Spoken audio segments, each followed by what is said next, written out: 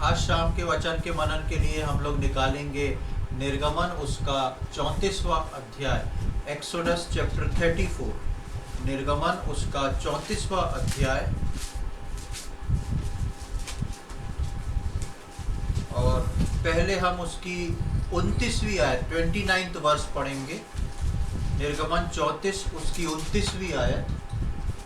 जब मूसा साक्षी की दोनों तख्तियां हाथ में लिए हुए सीनै पर्वत से उतर रहा था, तब यहोवा के साथ बातें करने के कारण उसके चेहरे से किरणें निकल रही थीं, परंतु वह यह नहीं जानता था कि उसके चेहरे से किरणें निकल रही हैं। यहाँ पर एक घटना को हम देखते हैं। जब मूसा परमेश्वर के पास जाया करता था, नीचे सारे इजरायली हैं, मूसा को परमेश्वर बुलाता था पहाड़ पे, और मूसा जब पहाड़ पे जाता था परमेश्वर काफ़ी लंबे समय मूसा से बैठ के बात किया करता था। आमने सामने होके बात होती थी मूसा की परमेश्वर से। मूसा परमेश्वर को तो नहीं देख पाता था, लेकिन मूसा परमेश्वर की उपस्थिति में जाके बात करता था। उसी प्रकार मिलाप वाले तंबू में जब बादल आके ठहर जाता था, तब तंबू में सिर्फ मूसा जो था जाके परमेश्वर से मिलता था, मुलाकात करता था। तो जब मूसा ये व्यवस्था की 10 आज्ञाओं को लेके आया, 10 आज्ञाओं को व्यवस्था की लेके आया, 40 दिन 40 रात मूसा को उस पहाड़ पे लगे। और जब मूसा उतरता है तो उसको नहीं मालूम, वो तो परमेश्वर से जिस प्रकार बात किया करता था उस प्रकार बात करके उतर रहा है। लेकिन यहाँ 29वीं आयत में हम देखते हैं कि उसके चेहरे से किरणें निकलने लगी थी। ऐसा रेडिएशन मूसा के फेस से निकल रहा था जो मूसा को नहीं मालूम। वो परमेश्वर से बात करके नीचे उतरा। जब लोग देखते हैं तो उसके चेहरे को देख के लोग घबरा जाते हैं कि ये क्या है, और उसके चेहरे की किरणें ऐसी थी कि लोग उस किरणों का सामना नहीं कर सकते थे। यानी कि वो लोगों की आंखें जो थी उन किरणों को देख के चौंधिया जाती थी। जैसे हम सूरज को नहीं देख पाते हैं, वैसी स्थिति उन लोगों की हो रही थी, तो वो लोग डर जाते। तो यहाँ पर हम देखते हैं कि परमेश्वर का तेज, परमेश्वर की उपस्थिति, परमेश्वर के साथ बातचीत करते करते करते मूसा जो था वो कुछ बदलने लगा था। मूसा जो था कुछ बदलने लगा था, या दूसरे शब्दों में मैं कहूँ तो मूसा कुछ परमेश्वर के जैसा बनने लगा था। परमेश्वर को आमने सामने 40 दिन 40 रात देख के बात करते करते करते करते परमेश्वर की महिमा मूसा के फेस पे से निकल रही थी। लोग जिस प्रकार परमेश्वर को नहीं देख सकते, लोग उस प्रकार मूसा को नहीं देख रहे थे। और हम आगे को इसमें 2-3 आयत को पढ़ेंगे। उसका 33 से 35 तक पढ़े, 33 to 35। जब तक मूसा उनसे बात न कर चुका, तब तक अपने मुंह पर ओढ़ना डाले रहा, परंतु जब जब मूसा भीतर यहोवा से बात करने को उसके सामने जाता, तब तब वह उस ओढ़नी को निकलते समय तक उतारे हुए रहता था। फिर बाहर आकर जो जो आज्ञा उसे मिलती उन्हें इजरायलियों से कह देता था।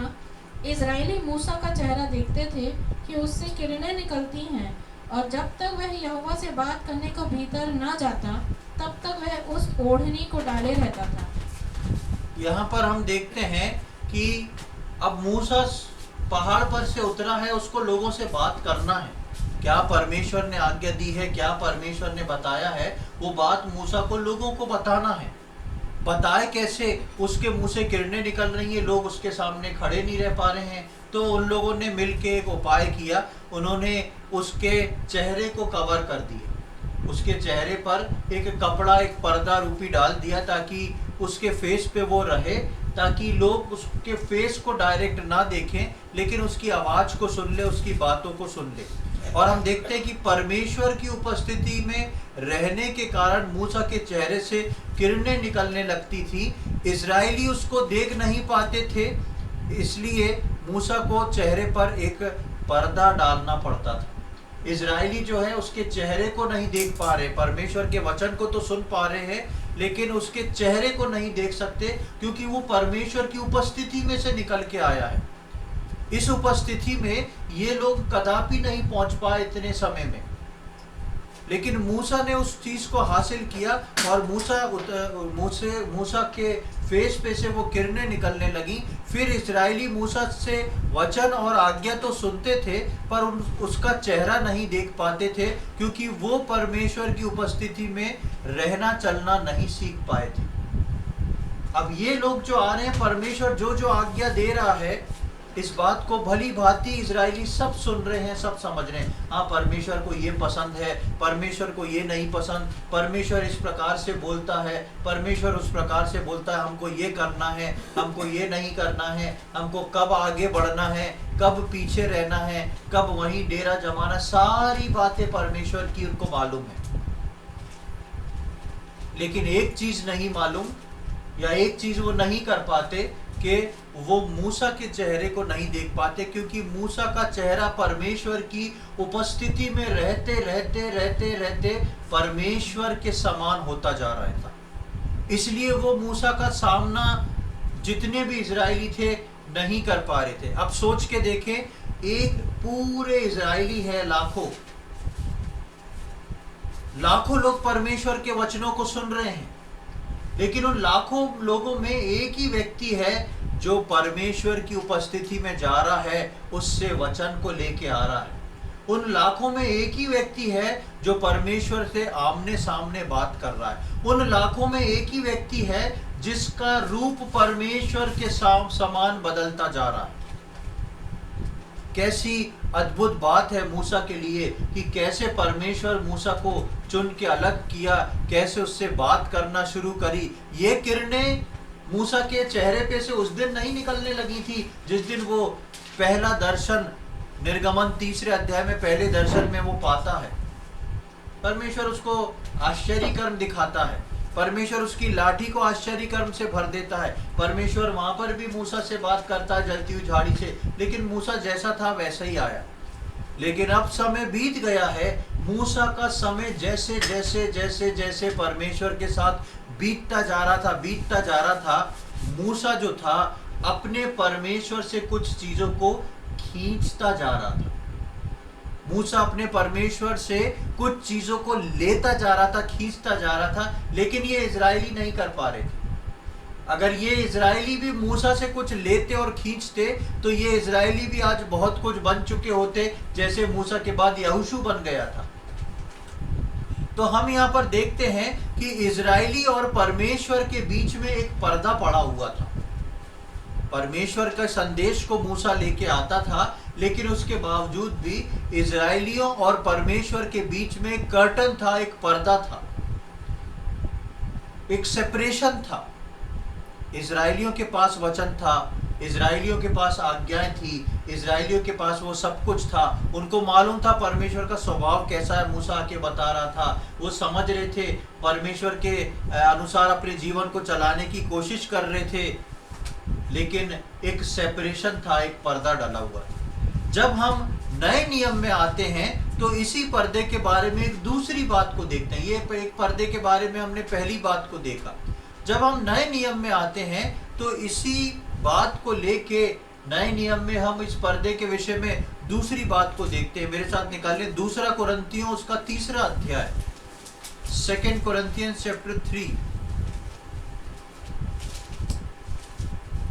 2 कुरिन्थियों उसका 3 अध्याय और उसकी 7वीं आयत से लेके 16वीं आयत तक पढ़ेंगे। यदि मृत्यु की वह वाचा जिसके अक्षर पत्थरों पर खोदे गए थे यहाँ तक तेजोमय हुई कि मूसा के मुंह पर के तेज के कारण जो घटता भी जाता था, इजरायली उसके मुंह पर दृष्टि नहीं कर सकते थे, तो आत्मा की वाचा और भी तेजोमय क्यों न होगी? क्योंकि जब दोषी ठहराने वाली वाचा तेजोमय थी तो धर्मी ठहराने वाली वाचा और भी तेजोमय क्यों न होगी? और जो तेजोमय था वह भी उस तेज के कारण जो उससे बढ़कर तेजोमय था कुछ तेजोमय न ठहरा, क्योंकि जब वह जो घटता जाता था तेजोमय था, तो वह जो स्थिर रहेगा और भी तेजोमय क्यों न होगा?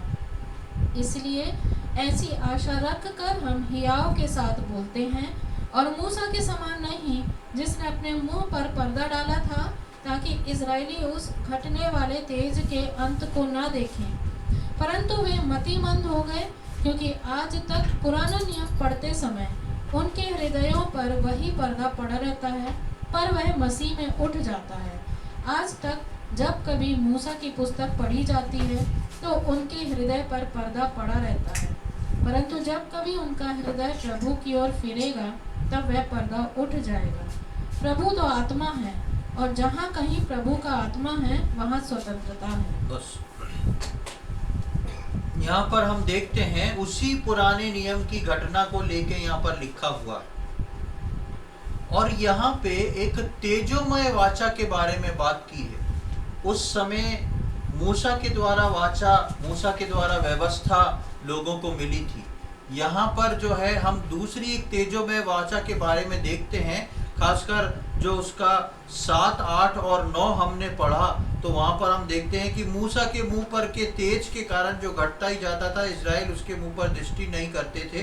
तो आत्मा की वाचा और भी तेजों में क्यों ना होगी।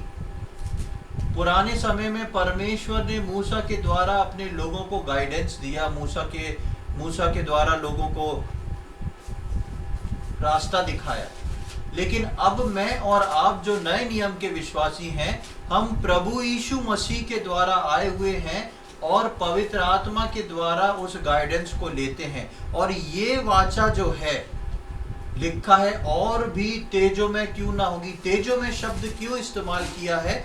जब उस वाचा को लेके मूसा उतर रहा है, जो मृत्यु को दोषी ठहराने वाली वाचा थी, क्योंकि उस वक्त व्यवस्था थी, ये करोगे तो ये मिलेगा, ये नहीं करोगे तो पथराव करके मार दिए जाओगे। वो मृत्यु की व्यवस्था थी। उस मृत्यु की व्यवस्था को लाने वाले के चेहरे से जो तेजों में किरणें निकलती थी, उसका लोग सामना नहीं कर पाते थे। तो यहाँ पर पौलुस लिखता है कि अब जो वाचा जिसमें मैं और आप जिस वाचा के द्वारा आए हैं, वो वाचा बहुत ही तेजोमय है, क्योंकि वो मृत्यु की नहीं, जीवन की वाचा है। और वो मूसा के द्वारा नहीं, प्रभु यीशु मसीह के द्वारा निकली हुई वाचा है। और इसलिए लिखा है कि उस तो आत्मा की वाचा और भी तेजों में क्यों ना होगी, क्योंकि जब दोषी ठहराने वाली वाचा तेजों में थी, तो धर्मी ठहराने वाली वाचा और भी ज्योति में क्यों ना होगी। नबी आयत में लिखा है, जब दोषी ठहराने वाली वाचा जो थी, वो उसमें से तो ज्योति निकलने लगी थी मूसा के चेहरे से, लेकिन अब जो वाचा है वो और भी तेजोमय क्यों ना होगी। उसकी जो रेडिएशन है वो और बढ़ गया है, ब्राइटनेस और बढ़ गई है। लेकिन इस वाचा में या इस किरणों में और मूसा के चेहरे से जो किरणें निकलती हैं, इन दोनों में एक बहुत बड़ा भेद और बहुत बड़ा फर्क है। मूसा के चेहरे से जो किरणें निकलती थी, उन किरणों में लोग उसको देख नहीं सकते थे, क्योंकि लोगों का जीवन वैसा नहीं था। लेकिन प्रभु यीशु मसीह ने मेरे और आपके पापों को अपने ऊपर उठा के अपना जीवन मुझको और आपको दिया है। यीशु मसीह का जीवन मुझको और आपको मिला है। आज शाम को जब हम भजन पढ़ रहे थे, उसमें पढ़ रहे थे कि उसका वचन जो है कभी खाली नहीं जाता, उसका वचन स्थिर रहता है, और उसने मुझको और आपको अधर्मी से धर्मी बनाया है। और अधर्मी से धर्मी हम कैसे बनते हैं? प्रभु यीशु मसीह के द्वारा। उसकी धार्मिकता की चादर मुझको और आपको उड़ा दी गई है। इसलिए अब ये जो तेजों में किरणें हैं, ये किसमें से निकलेंगी? ये तेजों में किरणें किसमें से निकलना है? नहीं, धार्मिकता के वस्त्र किसने पहने हुए हैं? हमने पहने। तो ये किरणें किसमें से निकलेंगी? हम में से ये किरणें निकलेंगी, और सांसारिक लोगों को समझ में आएगा कि ये प्रभु के जन हैं। लेकिन इसके पीछे एक बात को हम देखते हैं कि ये विश्वासियों के जीवन में आज भी जो है वो पर्दा विश्वासी डाल के रखते हैं। कौन सा पर्दा? जो मूसा अपने चेहरे पे डाल के रखता था। विश्वासी कहते थे, वचन हमको बता दो, आज्ञाएं हमको बता दो, क्या करना है वो हमको बता दो, पर हम तुम्हारा चेहरा नहीं देख पाएंगे। उन इजरायली लोग चेहरा इसलिए नहीं देख पाते थे क्योंकि वो मूसा के समान परमेश्वर की उपस्थिति में कभी जाने की कोशिश ही नहीं करी। उन्होंने अपने जीवन को इस लायक बनाया नहीं कि परमेश्वर मूसा के साथ उसको भी पहाड़ पे बुला लेता। उन्होंने अपने जीवन को इस लायक बनाया नहीं कि परमेश्वर बोलता मूसा तुम्हें पहाड़ पे आने की कोई जरूरत नहीं है, मैं सीधे अपने लोगों को संदेश दे दूंगा आके। क्योंकि उन्होंने एक पर्दे को प्रेफर किया। वो चाहते थे एक पर्दा डला रहे, परमेश्वर बता दे क्या करना है, हम करते रहे, जो कुछ बात है वो मूसा वहां पे निपटे। अगर मूसा का जीवन गड़बड़ होएगा तो वही मरेगा, हम डायरेक्ट जाएंगे तो हम मरेंगे नहीं, इसलिए हम बचे रहेंगे। जो कुछ करना है मूसा करे, मूसा बता दे, हम लोग जैसा परमेश्वर बोलेगा वैसा कर देंगे। एक कंफर्टेबल जोन। नए नियम के विश्वासी भी अपने जीवन में कई बार उस पर्दे को रखते हैं। क्या पर्दे को रखते हैं? हमको कहीं से वचन मिल जाए, हमको कहीं से आश्चर्य कर्म करने वाली वर्ष मिल जाए, हम यदि बाइबल खोल ले तो कुछ वर्ष अच्छी हमारे सामने आ जाए, हम प्रार्थना कर ले तो प्रभु उन प्रार्थनाओं का जवाब दे दे, हम ऐसा कर ले तो हो जाए, प्रभु हमको बता दे, किसी को भेज दे और प्रभु हमको बता दे कि भाई तुम्हारे को ऐसा ऐसा करना है, हम वैसा कर लें। आज भी विश्वासी उसी दौर से गुजर रहे हैं और ना चाहते हुए भी उन्होंने अपने जीवन में एक पर्दे को डाल रखा है। लेकिन परमेश्वर का वचन बोल रहा है अब तुम उस तेजोमय किरणों के सामने आ सकते हो। अब तुमको अपने जीवन इस रीति से बनाना है कि तुम परमेश्वर की उपस्थिति में चलो फिरो। अब तुमको ऐसे मूसा की जरूरत नहीं है जो जब आए तो तुम अपने चेहरों पे पर्दा डाल के उससे बातचीत करो।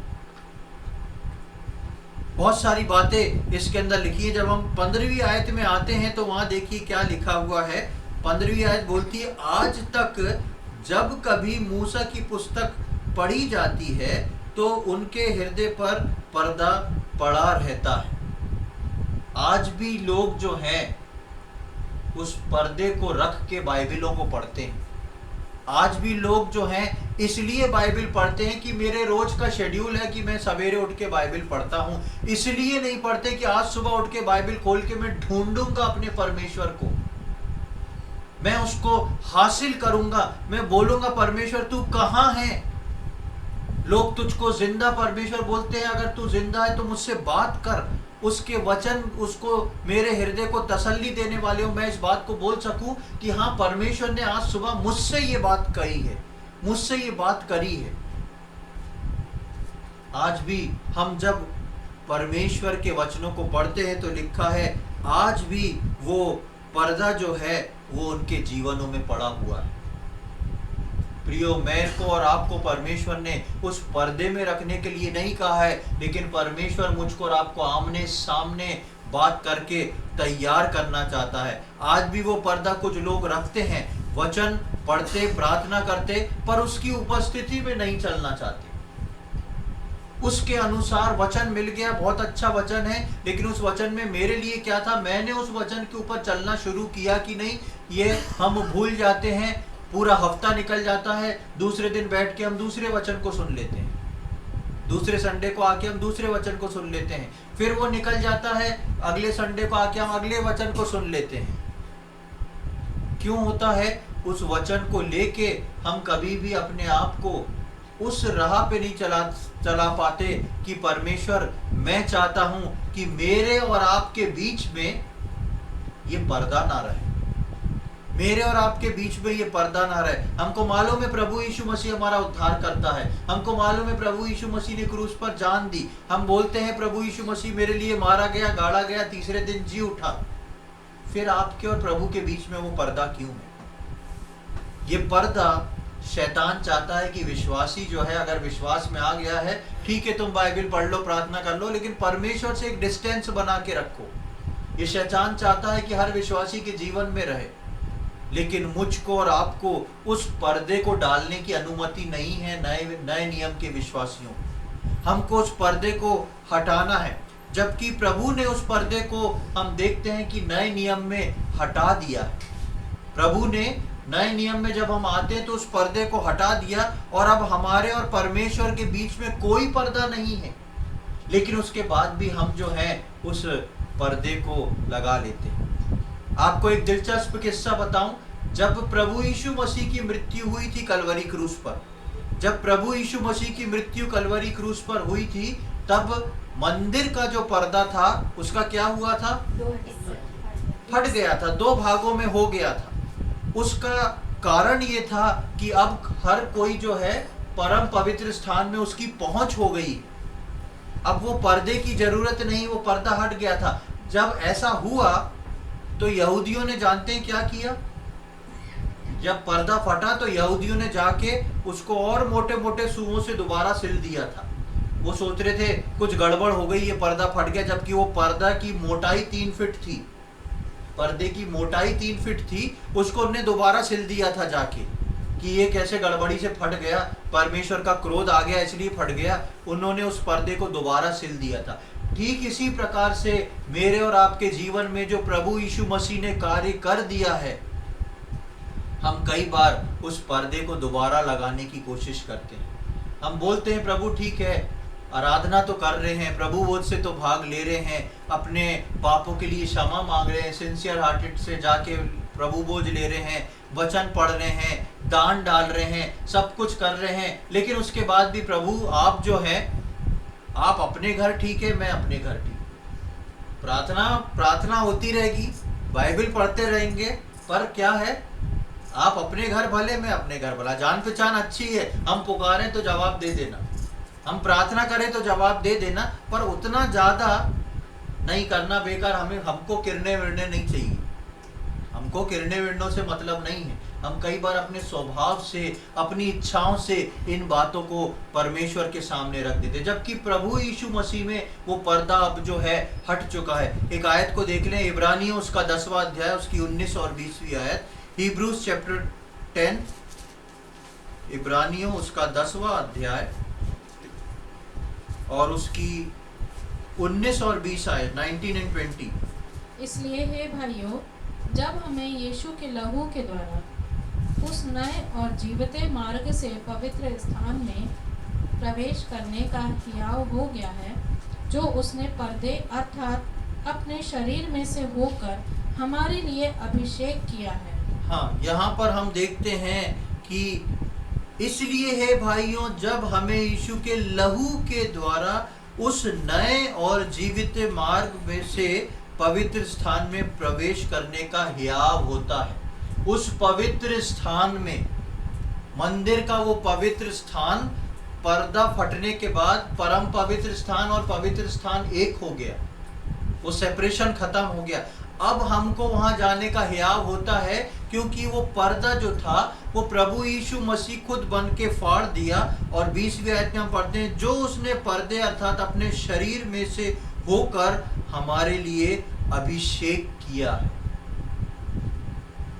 जो महायाजक होता था उसका अभिषेक करा जाता था कि वो परम पवित्र स्थान में जा सके, उसके लिए उसको अलग किया जाता था।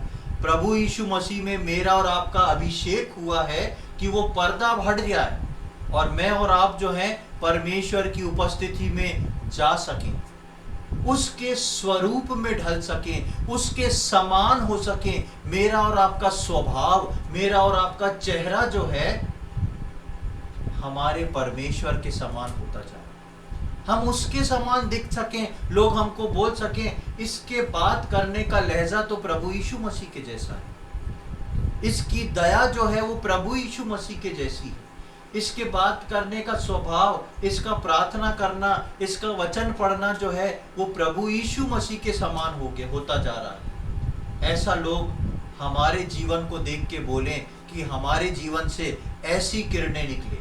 पर आज बहुत से विश्वासियों के जीवन में इजरायलियों के समान वो पर्दा है और इस तेज को नहीं देख सकते, दूर से संतुष्ट रहना चाहते हैं। इस तेज को, ये तेज कैसे बनाना है, क्या करना है? प्रभु की उपस्थिति में चलते हुए, उसके साथ साथ जब हम चलते हैं तो सबसे पहले प्रभु बताता है तुम्हारे अंदर ये गड़बड़ियां हैं, तुम्हारे अंदर ये गलतियां हैं, इनको अपने जीवन से निकालो। उसके बाद परमेश्वर बताता है साथ साथ चलने से अब तुम इस प्रकार से चलो। उसके बाद परमेश्वर बताता है अब तुम ऐसी आराधना करो। इन 3 क्रम से परमेश्वर मुझको और आपको बताता है, लेकिन फैसला मेरा और आपका होना है कि हम परमेश्वर के साथ साथ चलने वाले हो सकें, उसको अपने जीवन से प्रसन्न करने वाले हो सकें। जबकि बाइबल बताती है कि परमेश्वर के साथ साथ चलने वाले, उसको प्रसन्न करने वाले ही उठाए जाएंगे।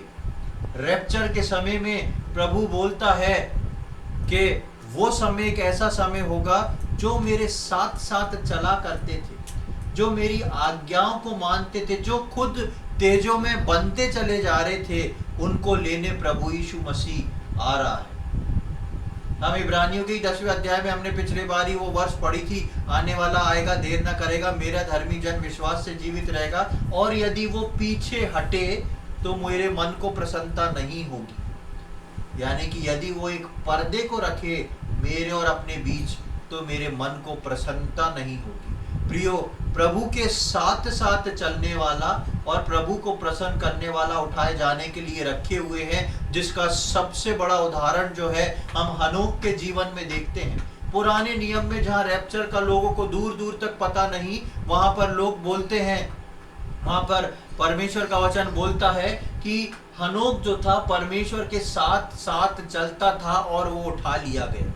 सबसे बड़ा रैप्चर का उदाहरण हमको पुराने नियम से, उत्पत्ति की किताब से ही मिल जाता है कि रैप्चर कैसे लोगों का होने वाला है जो परमेश्वर के साथ साथ चलते हैं। इब्रानियों में हम हनोक के विषय में पढ़ते हैं कि उसके लिए गवाही दी गई कि उसने क्या किया था, परमेश्वर को प्रसन्न, हाँ, परमेश्वर को प्रसन्न किया था।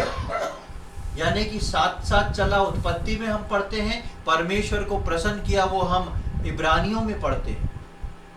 परमेश्वर के साथ साथ चलने वाला, परमेश्वर को प्रसन्न करने वाला व्यक्ति जो है वो उठाने के लिए रखा गया है। जो लोग अपने और परमेश्वर के बीच में अभी भी पर्दा डाल के चलते हैं, अभी भी वो लोग इजरायलियों के समान, वचन तो अच्छे हैं, वचन सुन के संतुष्ट हैं, खुश हैं, प्रार्थना कर रहे हैं, प्रार्थना का उत्तर भी मिल रहा है, लेकिन उस तेज को नहीं देख सकते। यानी कि वो विश्वासियों जीवन में पूरी तरह उतर के नहीं चल सकते।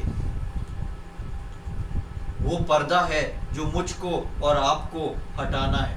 हम अपने जीवन में देखते हैं, अब्राहम परमेश्वर के तेज में चलता था, परमेश्वर उससे बातचीत करता था, वो परमेश्वर के तेज में चलता था और वो विश्वास का पिता कहलाया, और वो विश्वास का पिता कहलाया। मूसा परमेश्वर के तेज में चलता था और वो प्रभु को प्रसन्न करने वाला बना।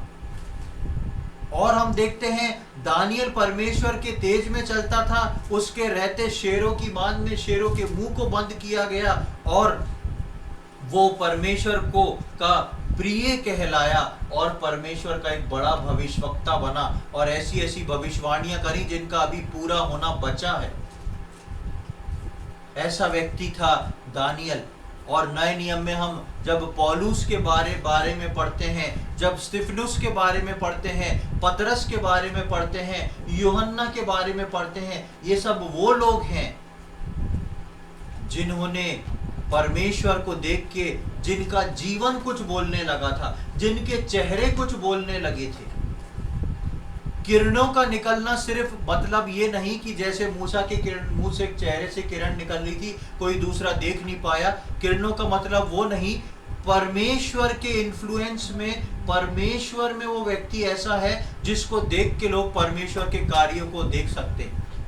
अब्राहम परमेश्वर के साथ साथ जब चला तो लोग अब्राहम के जीवन से इस बात को सीखे कि चाहे अब्राहम कितना भी बूढ़ा हो जाए, उसका परमेश्वर सक्षम है उसको एक पुत्र प्रदान करने के लिए।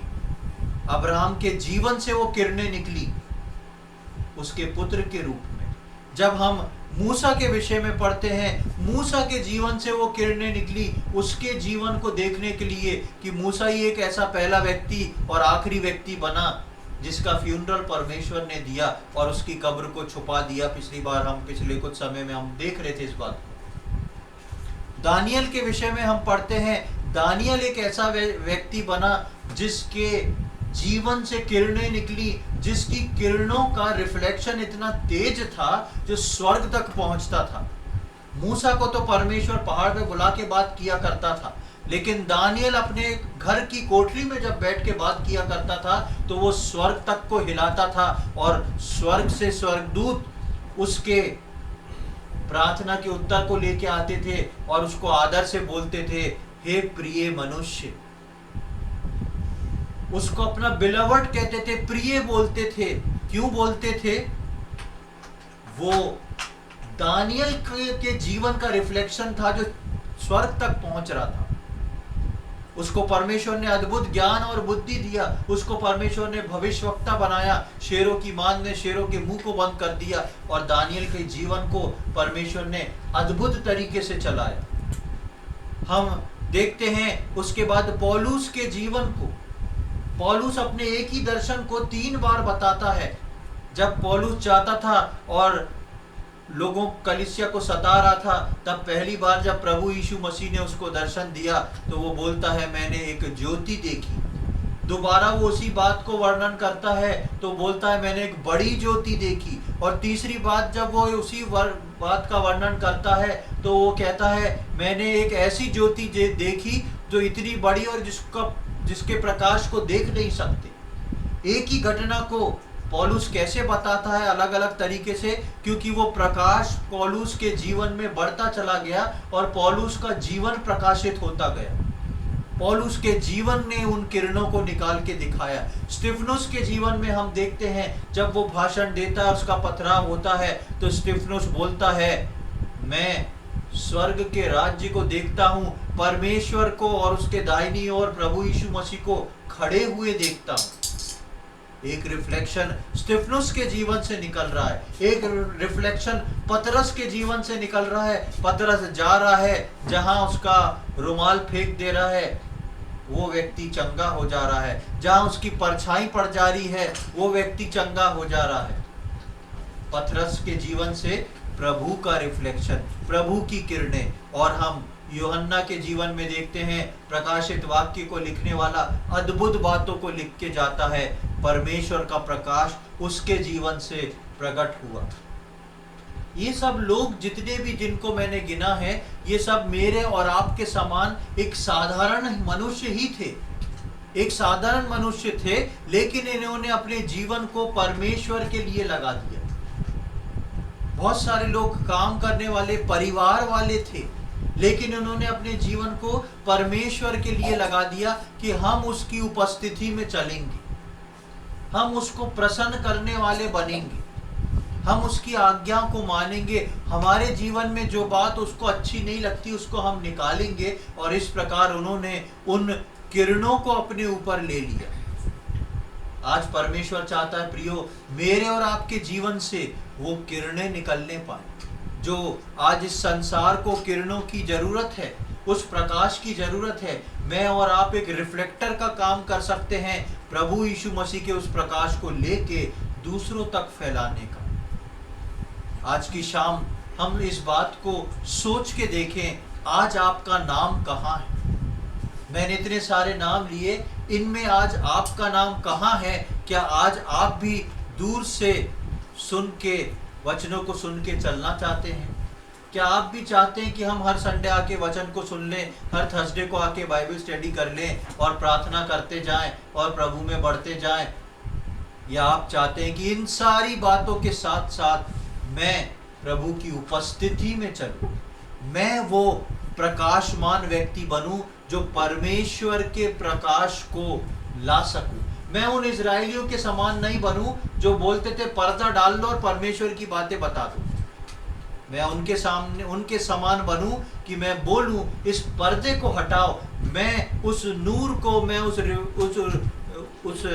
किरणों को, उस तेज को देख सकूं और परमेश्वर से बात कर सकूं। परमेश्वर मुझसे सीधा बात करने वाला। प्रियो, मेरे को और आपको उस प्रकाश से, मृत्यु से डरने की जरूरत नहीं है। ये नए नियम की वो तेजोमय वाचा है जो जीवन के लिए दी है। पुरानी किरणें जो थी वो मृत्यु को ला सकती थी, लेकिन नई किरणें जो हैं वो मेरे और आपके आंतरिक जीवन और मेरे और आपके जीवन से निकल के बाहर वाले लोगों के जीवन के लिए दी गई हैं। इसलिए परमेश्वर चाहता है कि मैं इस प्रकार का एक व्यक्ति बन जाऊं, ऐसा विश्वासी बन जाऊं जो बोले, प्रभु आज से मुझे कोई पर्दा नहीं चाहिए, आज से मैं आपके सामने उपस्थित होना चाहता हूं, आपकी उपस्थिति में चलना चाहता हूँ, क्योंकि मैं जानता हूँ आपकी उपस्थिति में चलने वाले लोग ही ऊपर उठाए जाएंगे। एक आयत को वापस मैं पढ़ रहा हूँ, 2 कुरिन्ती 3 अध्याय की 16वीं आयत जो हमने पढ़ी थी, 2 कुरिन्ती 3:16 जो अभी हमने पढ़ा था, कि यीशु मसीह में वो पर्दा जो है वो उठ जाता है। यीशु मसीह में जब हम आते हैं तो वो पर्दा जो है वो वापस से उठ जाता है। यदि आप यीशु मसीह को पकड़ लेंगे, यदि आप यीशु मसीह के साथ उठते बैठते सोते जागते संगति करते रहेंगे, तो वो पर्दा जो परमेश्वर और आपके बीच में है, वो यीशु मसीह उस पर्दे को हटाएगा। यीशु मसीह जीवन के अंदर आया, पर्दा अपने आप गायब हो गया। कई बार पूरी तरह हम यीशु मसीह को अपने जीवन में नहीं रखते, इसलिए एक कोने में यीशु मसीह रहता है, बाकी चारों तरफ पर्दा पड़ा रहता है, और हमारी पूरा जीवन ऐसे ही कट जाता है, क्योंकि हम सोचते हैं ऐसे ही काम चलता जाएगा। लेकिन प्रभु की इच्छा ये नहीं है प्रियो। एक आयत को पढ़ लें, इब्रानियों उसका 10वां अध्याय उसकी 22वीं आयत, इब्रानियों 10:22, वहां पर देखें वचन क्या कहता है। Hebrews 10:22। तो आओ हम सच्चे मन और पूरे विश्वास के साथ और विवेक का दोष दूर करने के लिए हृदय पर छिड़काव लेकर और देह को शुद्ध जल से धुलवाकर परमेश्वर के समीप जाएं। बस कुछ भी करना है आपको इसके लिए, तो आखिरी वर्ड को ले लें, परमेश्वर के समीप जाएं। That's all you have to do। सिर्फ ये है जो आपको करना है, परमेश्वर के समीप जाएं। यहाँ लिखा है, तो आओ हम सच्चे मन, एक सच्चे मन और पूरे विश्वास के साथ, जितना भी विश्वास आपके पास है, चाहे वो राई के दाने के बराबर क्यों ना हो, उस विश्वास को लेके आए और विवेक का दोष दूर करने के लिए हृदय का पर छिड़काव लेकर। विवेक का दोष क्यों? क्योंकि जब आप प्रभु के पास आएंगे, इस कदम को उठाने की कोशिश करेंगे, तो शैतान आपको आपके विवेक में डालेगा, अरे तूने तो परसों ये काम किया है, तूने तो 2 दिन पहले ये गलत काम किया है, तू कहाँ परमेश्वर की उपस्थिति में जा रहा है। यहाँ लिखा है विवेक के दोष को दूर कर देगा वो। उस विवेक के दोष को दूर करते हुए कैसे? हृदय पर छिड़काव लेकर। कौन से छिड़काव को लेना है? उसके लहू के छिड़काव को लेकर और देह को शुद्ध जल से धुलवा कर परमेश्वर के समीप जाएं। हमको सिर्फ करना यह है, एक डिसीजन को लेना है, एक निर्णय को लेना है कि आज से मैं अपनी आत्मिक लाइफ में बिना उस पर्दे के जीऊंगा। आज से मैं इस बात का निर्णय लेता हूं कि मेरे और परमेश्वर के बीच में कोई पर्दा नहीं रहेगा। मैं उन किरणों को देखूंगा, मेरा चेहरा जो है वो परमेश्वर के चेहरे के समान बनेगा। प्रभु यीशु मसीह के समय समान मैं बनता जाऊंगा, उसके स्वभाव के समान मैं बनता जाऊंगा, और मैं अपने जीवन से इस तेज को बाहर निकाल के लाऊंगा। जो तेज कभी मूसा के चेहरे से निकल रहा था, वो तेज परमेश्वर चाहता है आज आपके और मेरे जीवन से निकले। परमेश्वर चाहता है वो तेज जो है आपके और मेरे जीवन से बाहर आए।